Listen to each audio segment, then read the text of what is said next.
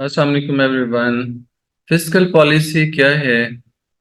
Fiscal policy के क्या tools होते हैं और फिस्कल पॉलिसी किस तरह से काम करती है मैक्रो इकोनॉमिक ऑब्जेक्टिव्स को अचीव करने के लिए? अगर आपके भी यही इश्यूज हैं तो this video is for you. और इसमें like I will be discussing all these stuff that I have mentioned earlier. So let's begin, starting with the definition of fiscal policy. Fiscal policy is the policy of the government that aims to achieve macroeconomic objectives by manipulating aggregate demand in the economy. And its tools include, like fiscal policy has different tools or instruments.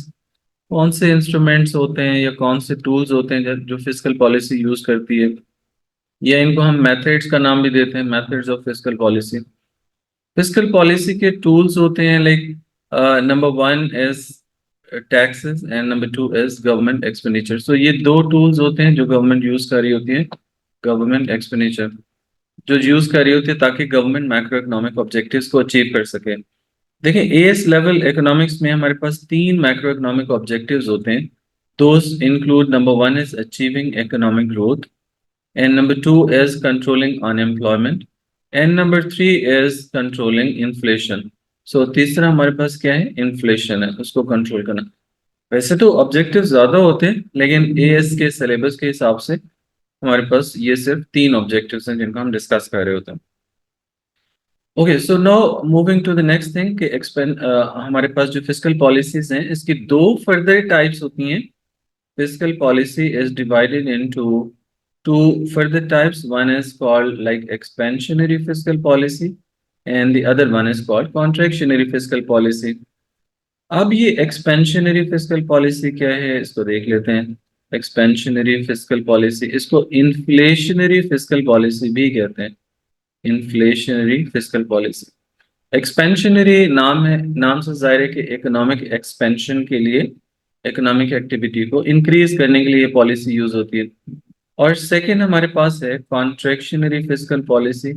Economic activity अगर government चाहती है कि contract हो जाए तो उसके लिए contractionary fiscal policy government use करती है। तो कॉन्ट्रैक्शनरी फिस्कल पॉलिसी, और इसको डिफ्लेशनरी, इसको जैसे इन्फ्लेशनरी बोलते हैं इसको डिफ्लेशनरी फिस्कल पॉलिसी भी कहते हैं।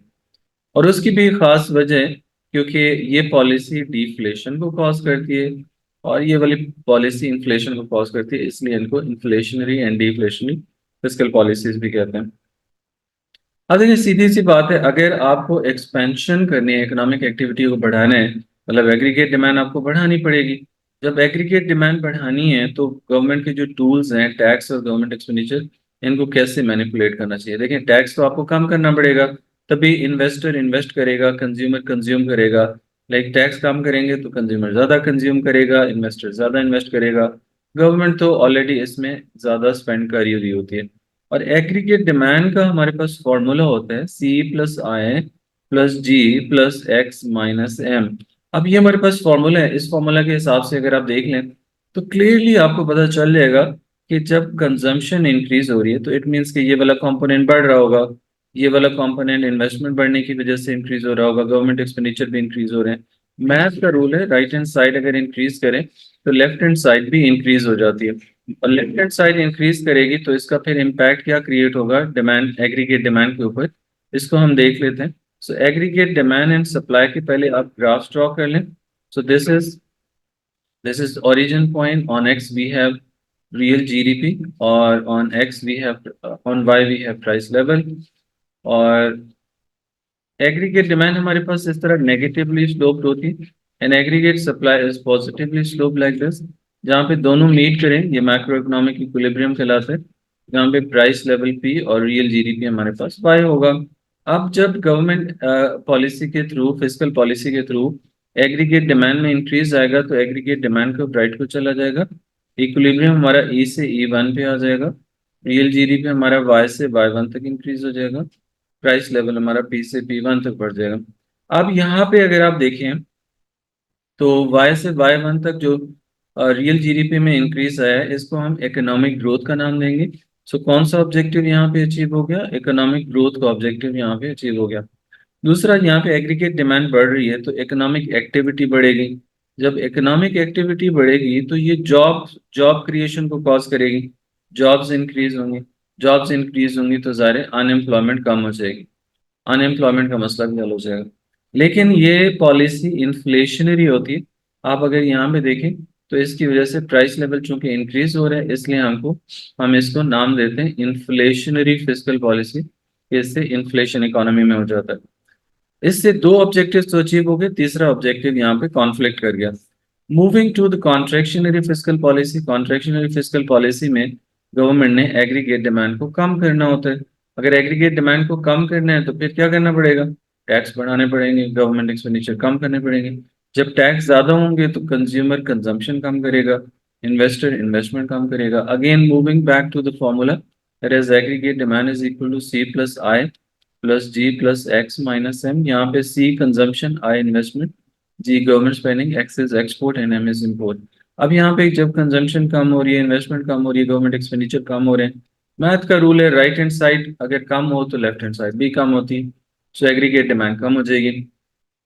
जब एग्रीगेट डिमांड कम होगी तो आपके पास फिर ग्राफिकली ये कॉन्सेप्ट आप कैसे रिप्रेजेंट कर सकेंगे? So on X we have real GDP and on Y we have price level.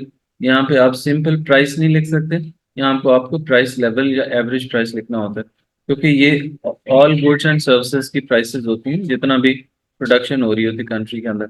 So equilibrium हमारे पास पॉइंट ए पे होगा, इक्विलिब्रियम प्राइस हमारे पास बी और रियल जीडीपी हमारे पास वाई पे है। जब एग्रीगेट डिमांड कम होगी तो एग्रीगेट डिमांड को यहाँ पे एडी से एडी वन पे शिफ्ट हो जाएगा और इक्विलिब्रियम पोजीशन ई वन पे आ जाएगी, प्राइस लेवल पी वन पे और रियल जीडीपी वाई वन पे कम हो जाएगा। अब आप देखें तो यहाँ पे प्राइसेस कम हुई हैं। प्राइसेस जब कम हो तो ये डिफ्लेशन को कॉज कर सकती हैं या फिर इससे एटलीस्ट इन्फ्लेशन कंट्रोल हो जाएगी। उसके अलावा रियल जीडीपी कम हो रहे हैं तो इकोनॉमिक ग्रोथ कम हो जाएगी और एग्रीगेट डिमांड डिक्लाइन कर रही है तो एग्रीगेट डिमांड कम होने से आपके पास जो इकोनॉमिक एक्टिविटी है वो इकोनॉमिक एक्टिविटी कम होगी तो लाइक जॉब्स भी डेफिनेटली कम होंगी और उससे अनएम्प्लॉयमेंट बढ़ जाएगी। अनएम्प्लॉयमेंट बढ़ जाएगी। अब देखें यहाँ पे दो ऑब्जेक्टिव्स तो अचीव हुए, प्राइसेस कम हो गई, इकोनॉमिक ग्रोथ भी दो एक ऑब्जेक्टिव अचीव हुआ दैट इज कि इन्फ्लेशन कंट्रोल होगी लेकिन इकोनॉमिक ग्रोथ कम होगी और जॉब्स भी कम होने की वजह से अनएम्प्लॉयमेंट बढ़ गई। सो जो तीन ऑब्जेक्टिव्स हमने मेंशन किए थे उन तीन ऑब्जेक्टिव्स में से अगर आप देखें तो एक ऑब्जेक्टिव हमारा अचीव हुआ, दो ऑब्जेक्टिव्स कॉन्फ्लिक्ट कर गए। लेकिन जो एक्सपेंशनरी पॉलिसी थी इससे दो ऑब्जेक्टिव्स अचीव हो रहे थे, एक ऑब्जेक्टिव कॉन्फ्लिक्ट कर रहा था। कौन सा एक कॉन्फ्लिक्ट कर रहा था? वो था प्राइस लेवल का इंक्रीज यानी इन्फ्लेशन कॉज हो रही थी। कौन से दो अचीव हो रहे थे? अनएम्प्लॉयमेंट कम हो रही थी, इकोनॉमिक ग्रोथ बढ़ रही थी। लेकिन इसमें क्या हुआ, इसमें कॉन्ट्रैक्शनरी पॉलिसी में सिर्फ एक ऑब्जेक्टिव अचीव हुआ है, वो है प्राइस लेवल कंट्रोल होना। लेकिन दो ऑब्जेक्टिव्स खराब हुए, ग्रोथ भी कम होगी, अनएम्प्लॉयमेंट राइज कर भी। ठीक है, सो दिस इज इट। फिर बाकी फर्दर इंशाल्लाह कल की क्लास में करते हैं।